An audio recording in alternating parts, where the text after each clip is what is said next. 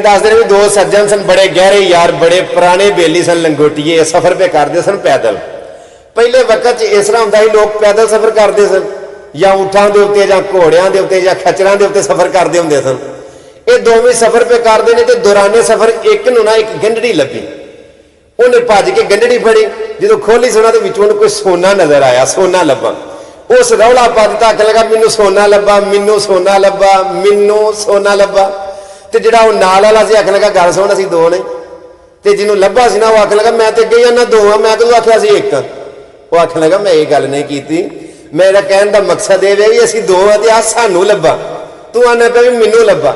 ये हुण अगों की आंदा, आंदा गंढड़ी ते नज़र मेरी पई है कि तेरी, मैं फड़ी है कि तू। आखन लगा यार गंढड़ी तो बाकी तू फड़ी है, तेरी नज़र पई। वो आखन लगा मैनू लभी है तो फिर मैनू लभा सोना। वो आखन लगा वेखो कैसा बंद। अच्छा हुण इत्थे एक गल दस देवां, कई सज्जन भी ऐसे होंदे ने, कई बेली ऐसे होंदे ने, सारा साल पे आखणगे कोई टेंशन नहीं, तेनों मैं पेपर करवावांगा, तेनों मैं पेपर नकल मरवावांगा। जो एग्जामिनेशन हाल जाते हैं ना तो उत्थे जाके पिछला वे रहना पेंसिल मारदे, आंदा पेपर वहा थोड़ा जिहा इधर कर। वो आंदा की आ पेपर करन दे। वो आंदा पेपर वहा जिहड़ा वादा कीता वो की आंदा मैं अपने लिए तैयारी की है कि तेरे लिए की। ये फिसला आंदा वेख लै, एक पहला की आंदा सी, हुणे ते वेख बयान की ने। ये फिर पेंसिल मारदा, आंदा यार नहीं मेरा। वो आंदा नहीं, जिहड़ा अगला हुंदा वो क्या आंदा, आंदा नहीं जिहने तैयारी की, जिहदे कोल कुछ हुंदा, आंदा नहीं। ये पिछला फिर एक बार आखिरी हरबा इस्तेमाल करदा, आंदा तैनूं अगों काम नहीं ना पैना मेरे नाल। ये आंदा नहीं। उस वेले एग्जामिनेशन हाल दे विच कईयां दे रवैये बदल जांदे ने। इस तरह ही ना वो आखन लगा यार वेखो कैसा बंदा है, तो मत मारी गई है, किहड़ा वायरस इहदे दाखिल हो गया। वो गंढड़ी लभण तो पहले दा रवैया कुछ होर सी, गंढड़ी लभदी गई है तो लहजा ही बदल गया।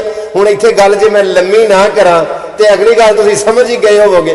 हजरत गंढड़ी लभण तो पहला बंदियां दे रवैये कुछ होर हुंदे ने, गंढड़ी लभण तो बाद बंदियां दे लहजे ही बदल जांदे ने। तू तां ते मैं ते आ जांदे ने बंदे।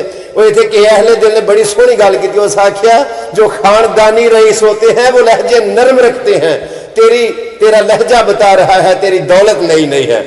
कई बंदियां ना खमार आ जाता। अच्छा वो आख लगा अगू तेन काम नहीं ना पैना, वो आख लगा नहीं। अजे आपस के गल्लां बातां पे करदे तो उधर वेख्या कोई डांगा वाले आ गए, सोटियां वाले आ गए। जो उन्हें आउंदियां वेख्या ना सोने वाले जिहड़ा मैनू लभा, मैनू लभा, तो आखन लगा वे लै चोरी हुण मोए, ए हुण मर गए, हुण असीं मोए। ये को की आंदा, आखन लगा हुण तू ही मोया, तेनों नहीं पता इस गल का। जो तेनों मैं कहना भी मैनू रला, और जो तेन कोई शै लभी उदों मैं ते आ गया, तो हुण मरन लग्या तो हुण आया मेरे, तो हुण ने असीं मर गए, हुण भी आ मैं मर गया। फिर भी सज्जन सी ना, वो आखन लगा चल कोई गल नहीं मैं तेरे नाल आ। उन्हें आख्या संग टुटन तो बाद भी संगियां नूं संगतां दे ढेर हया हुंदे ने, जिहड़े वेंदे ने पिछलियां निबियां नूं बंदे होई होई असल दा ना हुंदे ने। ते वो दूजा आंदा माड़ा वक्त वेख के छड्ड गया सा, ओ यार ते वक्त दे परताव हुंदे ने, मेरी उड्डदी रेत नूं तंज ना कर, दरिया आखिर दरिया हुंदे ने हैं। क्योंकि भावें पानी दे विच रहिंदी है मछली चों जांदी वो नहीं, इवें घटिया जेन दे लोकां चों आ सकदी यार खुशबू नहीं।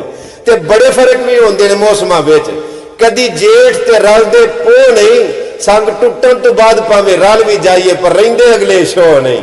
वो गल फिर नहीं रहिंदी। शीशा ना जिहदे कोई तरेड़ पै जांदी, जो ठोकर वज जांदी है, फिर भावें ज़ाहर अल्फियां पे लाइए, जिन्नी वारी मर्जी जिवें जिवें मर्जी हरबे दा इस्तेमाल करके पे जोड़िए, वो तरेड़ हमेशा रहिंदी है, जांदी नहीं। इस वास्ते करके कदी भी होवे जितनी भुख भी सजना नूं बंदा गर्जा नाल ना तोले।